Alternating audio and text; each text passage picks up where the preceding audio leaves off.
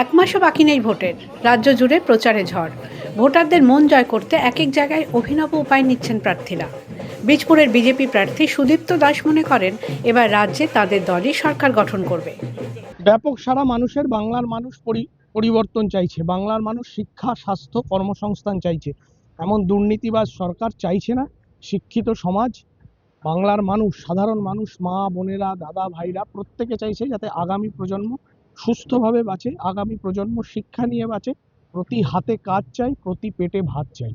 সুতরাং পরিবর্তন হবে, মানুষ পরিবর্তনের মেজাজে আছে, আমরা ব্যাপক সাড়া পাচ্ছি। নতুন প্রজন্মকে শিক্ষিত করে তাদের রাজনীতিতে নিয়ে আসার অঙ্গীকার করলেন বীজপুরের বিজেপি প্রার্থী সুদীপ্ত দাস।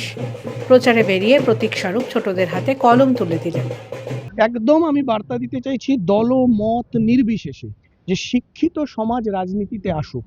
একটা প্লেটোর উক্তি আছে যে রাজনীতিতে অনীহার সব থেকে বড় খারাপ দিক হচ্ছে নিজের দ্বারা আপনাকে নিকৃষ্ট লোকের দ্বারা শাসিত হতে হবে। আপনি রাজনীতিতে যদি শিক্ষিত সমাজ না আসে তাহলে একটা খারাপ লোক আপনাকে নেতৃত্ব দেবে। তাই আমি চাইবো সিপিএম, তৃণমূল, বিজেপি, কংগ্রেস প্রতিটা রাজনৈতিক দলে শিক্ষিত মানুষ আসুক। তাই আমি আগামী প্রজন্মে, যারা আগামী প্রজন্ম, তাদের হাতে কলম তুলে দিচ্ছি।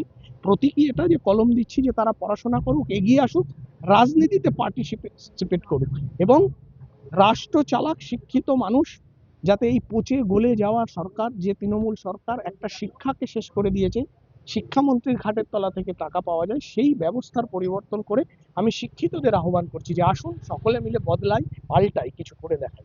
এই কেন্দ্রে তার নিকটতম প্রতিদ্বন্দ্বী তৃণমূলের সুবোধ অধিকারী, গতবারের জয়ী প্রার্থী। প্রতীতি ঘোষের রিপোর্ট, দ্য ভয়েস।